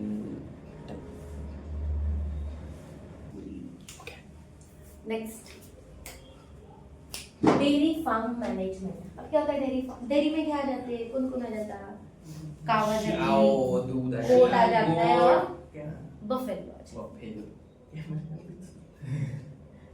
ठीक है। चलो, डेयरी फार्म मैनेजमेंट में scientific method of animal such as cow, buffalo, goat for maximum milk production, maintaining good health and ensuring the economic profit। मतलब ज्यादा से ज्यादा milk का प्रोडक्शन करनी चाहिए जिसके कारण में क्या हो, इकोनॉमिक प्रॉफिट, ठीक है, और उनकी हेल्थ का भी मैनेजमेंट कर सके। तो सिंपल अगर हम बात करें, मोस्टली उनमें कौन कौन सी टेक्निक्स आती है, पहले तो सिलेक्शन ऑफ गुड ब्रीड। अगर हम बात करें इंडियन ब्रीड की, सहीवाल, सिंधी एंड गिर। और एक्सोटिक जो बाहर से जर्सी, ब्राउन एंड स्विस, इनका होल्स्टेन, इनकी ब्रीड क्रॉस मेटिंग भी करवाई जाती है। अभी हमने बोला था इंडियन ब्रीड के साथ में जर्सी, ठीक है, ताकि जर्सी में क्या है, मिल्क प्रोडक्शन बहुत ज्यादा करती है, ठीक है। उसके अलावा जो ज्यादा 6 जो इंडिया में सबसे ज्यादा जो ब्रीड जो है वो कौन कौन सी है, जाफराबादी, मेहसाना, मुराव, नागपुरी, नीली और सूरती। एक भी ये छह। नागपुरी सुना कभी तभी चलो देखो इधर, पहले गुड मतलब सबसे पहली चीज सिलेक्शन ऑफ गुड ब्रीड में क्या आएगा कि जो भी ब्रीड चूज किया गया है उसकी हेल्थ अच्छी हो, उसमें सुपीरियर क्वालिटी ऑफ क्या हो, ट्रेट हो, हाई यील्ड दे सके, और चेक कैसे करते हेल्थ केयर, वो तो बात का टॉपिक है, हम सिलेक्शन ही कर रहे हैं अभी। हेल्थ केयर में सबसे पहला हेल्दी और हाई यील्डिंग हो। सेकंड हाउसिंग, हाउसिंग में क्या होगा, ट्रेन से कहाँ पे रखोगे, तबीला, एक ड्राई और क्लीन प्लेस पे जो क्या हो, वेंटिलेटेड हो। पूरा खुला, जैसे हवा पूरा खुला, जंगल में बैठे तबीला खुला रहेगा। देखो पहले क्या मिट्टी वगैरह पे करते थे, तो मिट्टी के कारण में उनको भी क्या बोलते इन्फेक्शन होने के चांसेस रहते थे, सिंपल है ना। तो क्या कर सकते हैं, सीमेंटेड क्या बोलते हैं फ्लोर करवाया जाए, ड्रेनेज सिस्टम प्रॉपर हो। क्या गाँव चलो उधर दिखाता सब। गाँव चलो सब दिखाएगा, चलो शेडेड हो, शेडिंग प्रॉपर हो, तो उनका हाउसिंग प्रॉपर हो। नेक्स्ट फीडिंग, वो चारा खिलाते हैं तो बैलेंस डाइट खिलाते हैं, क्या क्या खिलाते हैं अगर देखे भी होंगे तो, वो एक पूरा वो कुछ कुछ मिला के उसको सही से एक तो रहता है फॉडर जो दिया जाता है, उसमें कॉन्सेंट्रेट्स मिलाए जाते हैं और मिनरल्स मिलाए जाते हैं। Yes, yes. जैसे कि अगर हम बात करें ग्रीन फॉडर, जैसे कि मेज होता है, आटा वगैरह लेते हैं ना वो मेज No, वगैरह या, या, या, का, बोलते हैं। ज्वार लेते हैं, हाँ चारा उसको ही भूसा बोलते हैं। उसको ही भूसा बोलते हैं, हाँ। उसके बाद क्षेत्रीय उसमें पता है ना कॉटन सीड्स के वो केक्स आते हैं जिसको क्या बोलते हैं, लड्डू ग्रीन ग्रीन कलर के भी मिलते हैं, वो ऐसा वो ऐसे लड्डू बनाए ग्रेन मिक्स के आते हैं, हाँ वो जो ऑयल से जो एक्सट्रैक्टेड जो ऑयल केक्स जो रहते हैं वो। उसके अलावा हमारे यहाँ डेवलपमेंट नहीं हो रहा है। 40 to 60 लीटर्स मिनिमम उनको क्या चाहिए पर डे, वाटर की Water. रिक्वायरमेंट जो है वो उनकी कंप्लीट होनी चाहिए। क्लियर है। अब नेक्स्ट मिल्क मैनेजमेंट, भाई हाइजीन टेक्निक मिल्क के लिए जो क्या बोलते हैं मिल्क उनका प्रोडक्शन होता है उनको प्रॉपर वे से किस तरह से मिलता है, क्योंकि अगर सीधी सी बात है थोड़ा भी अगर मिल्क इधर उधर वो हुआ तो मिल्क जल्दी खराब हो जाता है। तो पहली चीज है हाइजीन टेक्निक कैसी होनी चाहिए मिल्क मैनेजमेंट में, प्रॉपर होनी चाहिए। जो भी मिल्किंग कर रहा है जो भी पर्सन वो भी क्या बोलते हैं क्लीन हैंडेड, तेल लगाओ हाथ में। हाँ सच्ची में मैं करता प्रॉपर टाइमिंग पे मिल्किंग होनी चाहिए। एक तो डे टाइम होता है या तो हूँ। दोनों टाइम पे करते हैं। नाइट टाइम, इवनिंग वाला, दोनों टाइम। ठीक है। नेक्स्ट क्या है हेल्थ केयर, इसकी हेल्थ मतलब प्रॉपर टाइम टू टाइम क्या करवानी चाहिए इनको, वैक्सीनेशंस और क्या देंगे हेल्थ केयर में, body check, body check, body checkup और कटिंग वटिंग बोलते बाल काटना चाहिए। वो भी इसमें पूरा हेल्थ केयर में क्लीनिंग वगैरह से लेकर उनको वैक्सीनेशन वगैरह वेटरनरी चेकअप्स वगैरह के लिए आ जाता है। फिर क्या है ब्रीडिंग मैनेजमेंट, वो नहीं मैं नहीं सवाल। अब भी पढ़ा कुछ देर पहले, एमओआईटी पढ़ा, आर्टिफिशियल इंसेमिनेशन पढ़ा, क्रॉस ब्रीडिंग पढ़ा, जिससे क्या कर सकते हैं हाई यील्डिंग बढ़ा सकते हैं। उसके अलावा रिकॉर्ड कीपिंग देखे होंगे ना, अगर बहुत सारी काऊ रहती तो उनके ईयर पे समथिंग कुछ टैग्स येलो वगैरह, कलर का रहता है वो। हाँ वो टैग्स लगे रहते हैं। क्यों? ताकि कौन से नंबर की उनको रिकॉर्ड तो मेंटेन करना पड़ेगा नहीं कि उनके पास में कितने काउज वगैरह है। क्लियर हो रहा है? तो अब सिंपल एक बात आ जाती है, ये पूरा का पूरा कहने चले जाएगा तुम्हारे डेयरी फार्म, क्योंकि देखो इकोनॉमिकल बहुत ज्यादा यूज है इसका। कहाँ यूज हो जाता है मिल्क का? पहला तो मिल्क कंजम्पशन जो इंडिया में कॉमन है, चाहिए बहुत सारे बच्चे घर पे या फिर बड़े लोग भी मिल्क कंजम्पशन करते हैं, एक पहला। सेकेंड मिल्क के रिलेटेड प्रोडक्ट योगर्ट, चीज, cheese cake, butter but ghee. Acid ठीक है, तो इन सब के प्रोडक्शन के लिए हमें डेयरी फार्मिंग का नीड होता है। क्लियर है? नेक्स्ट क्या है? Poultry farming. पोल्ट्री फार्मिंग किस मिट्टी के लिए? हाँ मेडिसिन भी तो बनती मतलब है ज़्यादा नहीं। Poultry farm management. अब जो बर्ड का मैनेजमेंट करते हैं, बर्ड्स रिलेटेड जो एनिमल है, मेन इनका यूज किस लिए किया जाता है? एग और meat. Example chicken, duck, turkey and fowls का। एग्जाम्पल क्या क्या है? वो छोटी छोटी चीजें नहीं रहती मुर्गी तो के बच्चे पोल्ट्री गार्डिंग जितने भी जो रहते हैं और टर्की। क्यों नहीं छो तुमको ना मैं दिखाती हूँ, मेरे को ना एक्सप्लेन करते नहीं आएगा उसमें, दिखा दूँ बाद में देखो। बाद में तो बाद में दिखाएंगे। ठीक है, टर्की और या फिर तुम डायरेक्टली सर्च करो, अभी आप इमेज नहीं दिखा सकते तो तुम सर्च करो, देखो कि एनिमल, तुम देखोगे ना तो तुमको पता चल जाएगा। मुझे हिंदी में नहीं आती है। नेक्स्ट किस लिए यूज किया जाता है? Again, meet. क्लियर है? अब सिंपल एक बात आ जाती है, एग और मीट के प्रोडक्शन के लिए अगर हम बात करें तो मेन जो ब्रीड्स यूज की जाती है वो देखो, American breed, Plymouth rock, new hamster, Rhode Island, red. Asiatic, Asia में ब्रह्मा, कोकिन और लाइमसन्स। नेक्स्ट मीट, क्या हो गया है? मेडिटेरियन ब्रीड्स में लेगॉन और मिनोरका या फिर माइनोरका। ठीक है, इंग्लिश ब्रीड ऑस्ट्रेलॉन, मैंने ऑस्ट्रेलॉन लिख दिया, ऑस्ट्रेलॉन। ठीक है, Indian boiler, Chittagong, acyl Brahma और कड़कनाथ। बॉयलर नहीं है हाँ तो नीचे बताएंगे ना, ये तो अरे बाबा ये तो बॉयलर है ना, ये क्या नाम है, कहा गया? ये बॉयलर है, ये है लेगॉन, ये बॉयलर ये लेयर के लिए ज्यादातर यूज की जाती है। इनका अगर हम बात करें, ये जो है ना लेगॉन ज्यादातर हम यूज करते हैं लेयर के लिए, मतलब एग के लिए, और बॉयलर जितने भी हो किसके लिए यूज करते हैं? मीट के लिए। ठीक है, तो ज्यादातर जो लेयर के लिए यूज की जाती है वो कौन है? लेगॉन। ठीक है, और बॉयलर में हमारा ये आ जाता है, ये आ जाती है भाई, ये है। ठीक है, तो टाइप्स ऑफ डिश, अब सिंपल, इनमें भी हाउसकीपिंग क्या रहेगी? इनमें भी सेम क्या रहेगा? Selection of good breed, proper breed को, ताकि इनका भी क्रॉस करवाएंगे, इंसेमिनेशन इनमें भी करवाएंगे। और इनमें क्या की जाती है? ज्यादातर लेयरिंग के लिए एग्स का प्रोडक्शन बढ़ना चाहिए करके आर्टिफिशियल इनमें ना, मतलब ज्यादातर इनमें मेंस्ट्रुअल इनका इंड्यूस करवाया जाता है ताकि एग्स का प्रोडक्शन ज्यादा हो। उसके अलावा हाउसिंग कैसे रिप्लेस चाहिए इनके लिए भी? क्लीन, ड्राई, और टेम्परेचर मेंटेन करना पड़ता है कि उनका बॉडी टेम्परेचर अगर थोड़ा भी वैरी हुआ तो प्रॉब्लम होती है इनको। उसके अलावा क्लीन ड्राई प्लेस चाहिए और एक आउट स्पेस चाहिए उनको ये खाने घूमने के लिए, और शेल्टर पूरा का पूरा कवर्ड होना चाहिए, वेंटिलेटेड होना चाहिए। और क्या? हमसे ज्यादा इनकी खुशी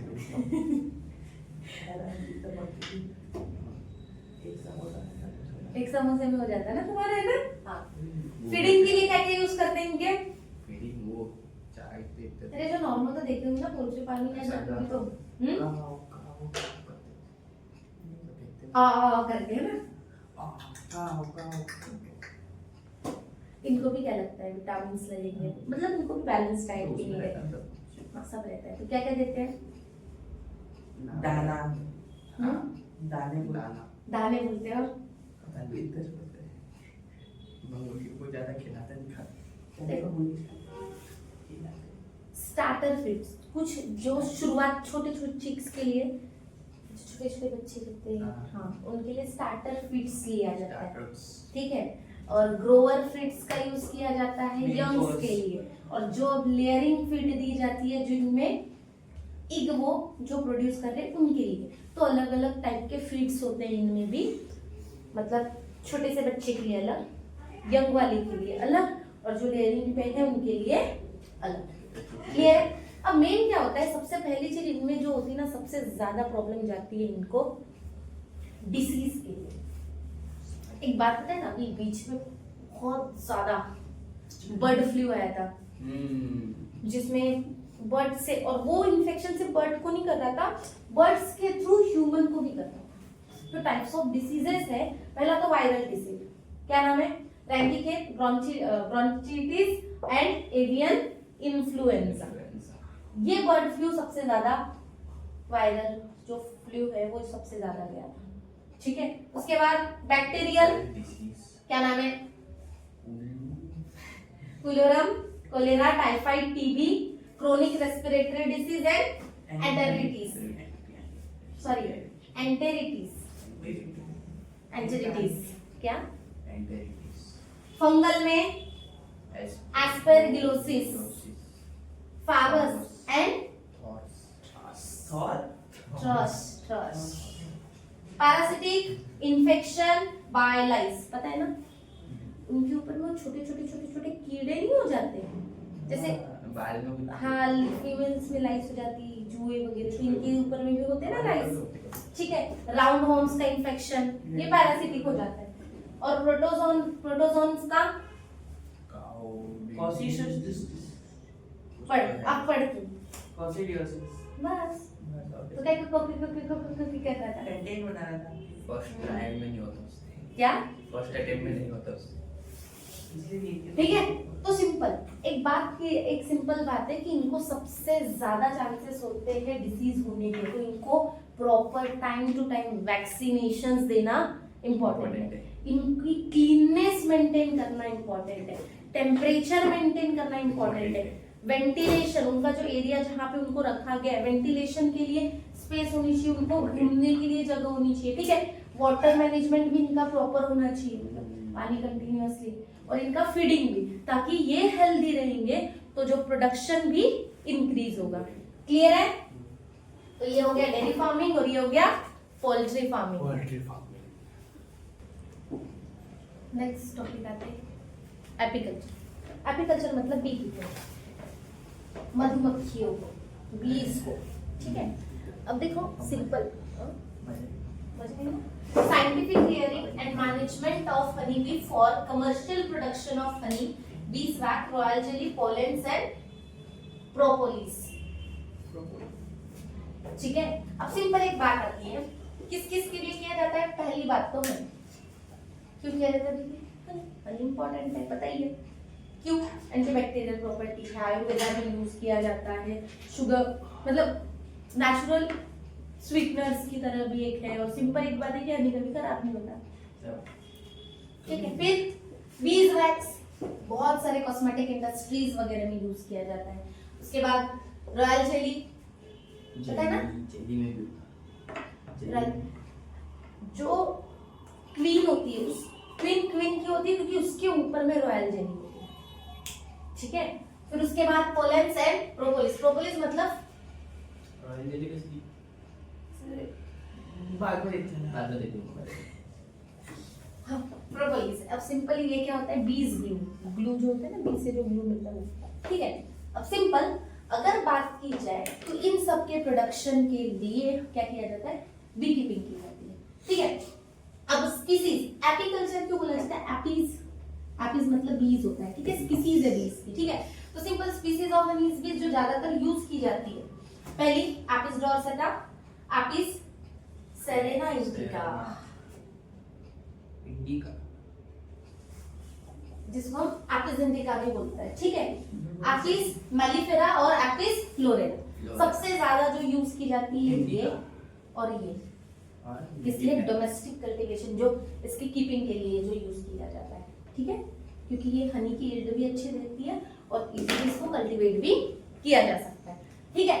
अब सिंपल हाइव्स जो होती है मधुमक्खी का जो हाइव होता है उसके अंदर में 3 टाइप की बीज पाई जाती है। पहली होती है क्वीन। क्वीन क्वीन के ऊपर में होती है रॉयल जेली। वर्कर और ड्रोन ये दोनों फीमेल है, ठीक है। क्वीन एक ही होती है, एक हाइव में एक ही क्वीन होती है, ठीक है। ये कैसी होती है, फर्टाइल फीमेल होती है और एग ले करती है पर डे 1000 to 1500 टू, हाँ। और वर्कर स्टेराइल फीमेल होती है जो प्रोडक्शन नहीं कर सकती, सिर्फ क्या काम क्या करती है, नेक्टार को कलेक्ट करती है और हाइव को बिल्ड करती है। ड्रोन मेल बीज होता है, ठीक है। क्या करेगा, फर्टाइल करेगा किसको, क्वीन बी को, फर्टिलाइज करेगा। क्लियर है, पक्का। अब अगर बात की जाए, मोस्टली आपको हाइव तो ज्यादातर जंगलों वगैरह ऐसे एरियाज में देखने को, पर आर्टिफिशियली इसका जो कल्चर किया जाता है उसी को हम बोलते हैं एपीकल्चर। आर्टिफिशियली कैसा रहता है, एक बॉक्स टाइप स्ट्रक्चर रहता है, ठीक है। ऐसे नीचे बेसमेंट रहता है और यहाँ पे ऐसी स्लिट्स लगी हुई होती है, ऐसी, पता है ना, देखा है क्या। और ये टॉप होता है, और हाँ पतंजलि बाबा के आश्रम में देखा है। अच्छा, तो ये स्लीव्स के अंदर में आर्टिफिशियल इसीलिए क्योंकि देखो हम जब किसी हाइव को जब निकालते हैं तो पूरी तरीके से छत्ता भी खराब हो जाता है, बहुत सारी मधुमक्खियां भी मर जाती है। उसके अलावा क्या होता है, क्योंकि हनी के लिए और बीज वैक्स के लिए निकालते हैं ना, तो पूरी तरीके से वो हाइव क्या हो जाता है, खराब हो जाता है, बर्बाद हो जाता है, और बहुत सारी बीज की भी डेथ हो जाती है। तो इसीलिए क्या किया जाता है, आर्टिफिशियली कल्टिवेटेड किया जाता है। सबसे पहली चीज, सबसे कम कॉस्ट में हो जाता है, ज्यादा जगह नहीं लगती है एपीकल्चर को, ठीक है। और सबसे ज्यादा इसको किसके नियर बाय लिया जाता है, जहाँ पे बहुत ज्यादा फ्लावरिंग प्लांट्स हो, उसके अलावा सनलाइट प्रॉपर हो, टेम्परेचर बहुत ज्यादा ना हो, वेंटिलेशन और वाइल्ड लाइफ नियर बाय और पॉल्यूशन ना हो, तो वहां पे एपीकल्चर बहुत और लो कॉस्ट में ज्यादा प्रोडक्शन दे सकते हैं। क्लियर है। नेक्स्ट क्या है, फिशरी। फिशरी में क्या जाएंगे, जितने भी एक्वेटिक एनिमल है, scientific management of breeding, rearing and harvesting of fish and other aquatic animal. Fish है क्या, एक्वेटिक में नहीं, और भी अदर एनिमल्स है, जैसे कि प्रॉन्स है, क्रैब्स है, ऑयस्टर है, मोलस्क है। जितने भी मोलस्क की फाइल, जितना भी फाइलम है मोलस्क वो पूरा, पता है ना, फाइलम मोलस्क एनिमल किंगडम पढ़ा है ना, उसमें के, ठीक है, मोस्टली। तो देख, अब सिंपल टाइप्स ऑफ फिशरी कितनी है, कैप्चर फिशरी और कल्चर। कैप्चर मतलब जिसको हम नेचुरल रिसोर्सेज से लिए जाते हैं, जैसे कि रिवर है, बताओ, पकड़ते, ठीक है।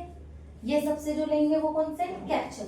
और जो कल्चर फिशरी, एक्वाकल्चर पता है ना, एक्वाकल्चर बनाया जाता है, जो आर्टिफिशियल पॉन्ड्स बनाए जाते हैं फिश, किस लिए, कल्चर्ड करने के लिए, फिशरी वहां फार्मिंग की जाती है, तो ये सब काय में आ जाएंगे, कल्चर्ड फिशरी। देखो गवर्नमेंट ने भी रूल्स लाए थे इसके ऊपर में, ठीक है, जिसमें क्या बोलते हैं, जो भी फिश कल्चर करना चाहता है उनको गवर्नमेंट मतलब पैसे देती है और कुछ सब्सिडी उसमें प्रोवाइड करती है, या फिर पूरा फ्री में, और उनको साथ साथ में एग्स वगैरह जो इनके ना सब वो दिए जाते हैं, और एक पर्टिकुलर लैंड में, उनके पास लैंड होनी चाहिए, मतलब पर्टिकुलर लैंड में वो पॉन्ड बना के या पॉन्ड्स भी बना के देते हैं, वहां पे कल्चरिंग करवाती है, क्योंकि ताकि क्या हो सके, जो फिश का प्रोडक्शन इंक्रीज हो सके।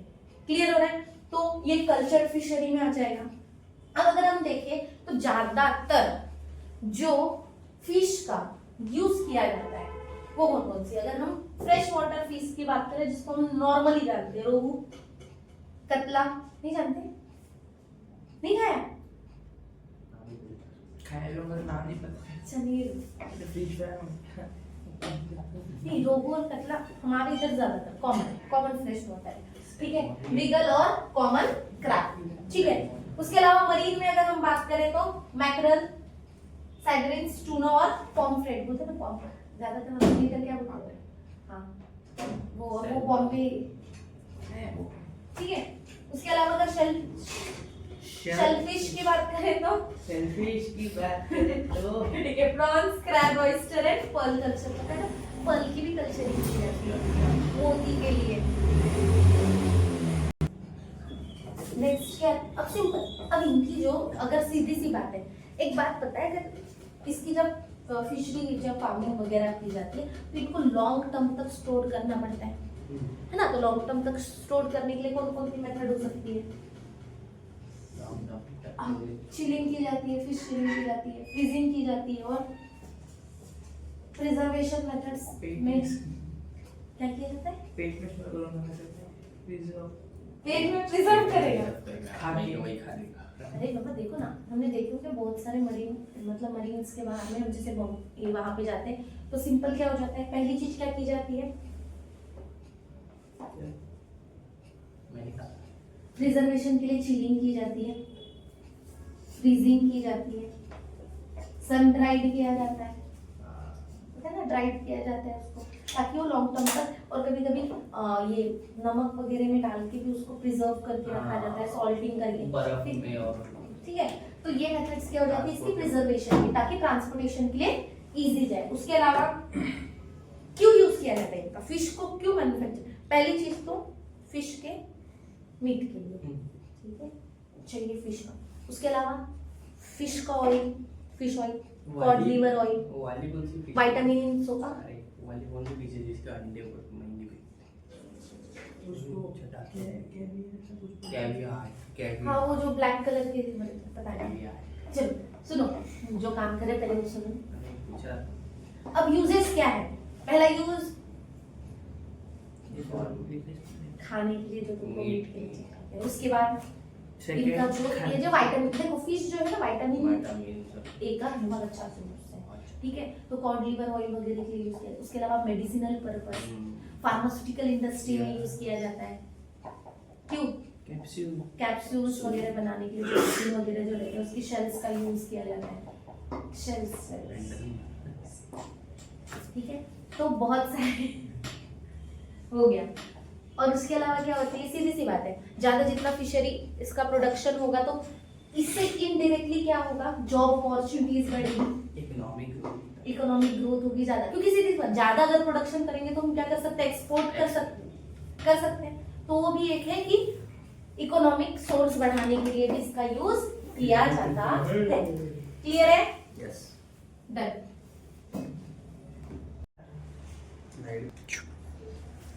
नेक्स्ट आते हैं सेरीकल्चर पे।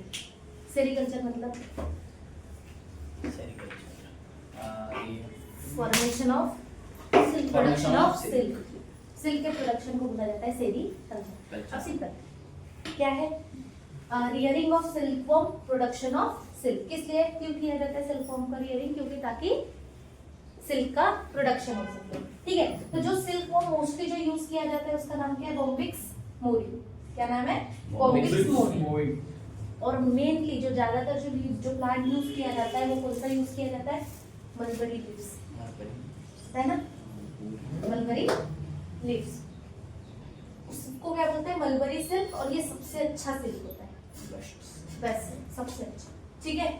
और उसके बाद तुषार सिल्क और इरी सिल्क भी है, जो कैसी क्वालिटी का होता है, इंफीरियर, उससे लो क्वालिटी का, ठीक है। तो सिंपल प्रोडक्शन किस तरीके से होता है, देखो, एडल्ट जो फीमेल होती है, जो बॉम्बिक्स मोरी होता है, वो क्या करता है, मलबरी लीव्स पे एग ले करता है, क्लियर है। आफ्टर दैट ये वो डेवलप होके किस पे कन्वर्ट होता है, मैच्योर कैटरपिलर। ये कैटरपिलर किसको किस पे फीड करता है, मलबरी लीव्स पे, ठीक है। उसके बाद किसका फॉर्मेशन करता है, ककून का, आजू बाजू से वाइट। देन ये ककून का कन्वर्जन होता है किसमें, एडल्ट फीमेल में। तो सिंपल, अब सिंपल ये जो ककून है ना, ये दिख रहा है, ये ककून को इसी स्टेज पे यहाँ से सिल्क को एक्सट्रैक्ट किया जाता है। इन ककून्स को क्या किया जाता है, हॉट वाटर में बॉईल किया जाता है, ठीक है। और उनमें से वो ककून के आउटर जो लेयर है उनको रिमूव किया जाता है, वही क्या होता है, सिल्क होता है। और वो जो कीड़े जो उसके अंदर में बच जाते हैं उनको फीडिंग के लिए पोल्ट्री फार्म वगैरह में भेज दिया जाता है, क्लियर है? हाँ, मुर्गी, ठीक है, इतना डन है। मोस्टली अगर बात करें, ये जो ककून्स वगैरह जो है ज्यादातर इन्फेक्टेड होते हैं किससे? प्रोटोजोन से, वायरस से, फंगी से। और ज्यादातर प्रेडेटर्स इनको बचाना होता है कौन कौन से? Crow, plant and birds. Simple. ये जो प्रोडक्शन है ये एक इंपॉर्टेंट रोल किस लिए प्ले करता है कि क्या हो? क्रो, प्लांट्स रहेंगे, बर्ड्स बी सके एंड प्लांट्स रहेंगे। हेलो सही है। अब सुनो, सबसे इम्पोर्टेंट ये चीज बचा। क्या है? इसका प्रोडक्शन किसको हेल्प करता है? सबसे ज्यादा इनका जो प्रोडक्शन है वो हेल्प करता है, मतलब ये जॉब कौन भी कर सकता है? डिसेबल पर्सन कर सकता है, हैंडीकैप पर्सन, तो उनके लिए भी ये मतलब सोर्स ऑफ इनकम के लिए बेस्ट है। क्लियर है? तो सबसे पहली चीज, डिसेबल पर्सन जो नीडी पर्सन है उन लोगों को एक तो क्या बोलते हैं, एनकरेज करता है किस लिए? ये जॉब करने से। किस लिए? अच्छी में ठीक है, ठीक है। तो मेन सेरिकल्चर सबसे ज्यादा जो, और सबसे पहली चीज, इस सिल्क की वैसे भी कैसी है? बहुत ज्यादा डिमांडिंग है। क्लियर है? हो गया। चलो देखो, नेक्स्ट टॉपिक आता है लैक कल्चर। लैक हो गया। इंसेक्ट का नाम किसका प्रोडक्शन के लिए? लैक के प्रोडक्शन के लिए किया जाता है। रेयरिंग ऑफ लैक इंसेक्ट किस लिए? लैक के प्रोडक्शन के लिए, क्योंकि लैक की बहुत सारी डिमांड है। सबसे ज्यादा अगर 85% ऑफ लैक का प्रोडक्शन जो है ना वो इंडिया में होता है। और मेन इसका यूज किस लिए किया जाता है? बैंगल्स बनाने के लिए, पता है ना? टॉय, वुड्स में। क्लियर है?